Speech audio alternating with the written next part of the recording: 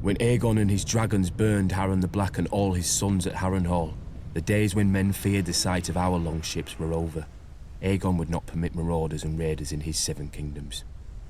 With Harren died our empire and the old way that forged it. But what is dead may never die.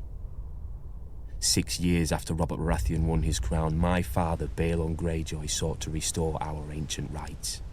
He declared the Iron Islands independent and himself its king, and sent the Iron Fleet in a daring raid on Lannisport where they burned the Lannister ships at anchor, making us unchallenged in the Sunset Sea.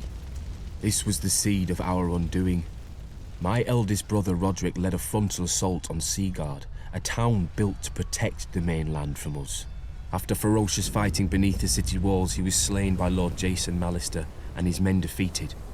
By this time, Stannis Baratheon had brought Robert's fleet around Westeros and somehow managed to trap the Iron Fleet at Fair Isle, smashing it.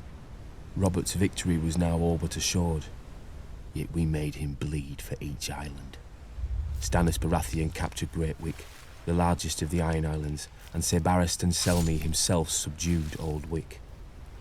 Robert and Lord Eddard Stark led the main assault against the island of Pike. They razed the town of Lordsport to the ground before Robert turned his full fury on our family's stronghold.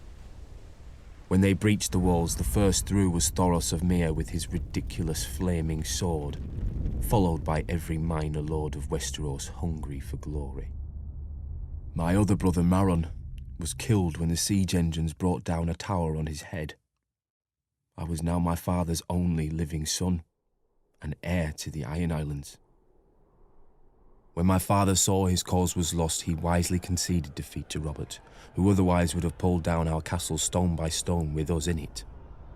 As my father said to me then, no man has ever died from bending his knee. He who kneels may rise again, blade in hand. He who will not kneel stays dead, stiff legs and all.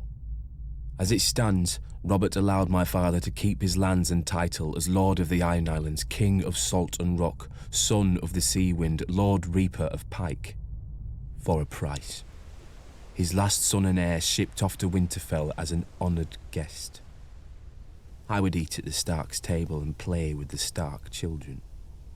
And if my father rebelled again, Lord Eddard Stark would take his sword and cut off my head. It would be his duty.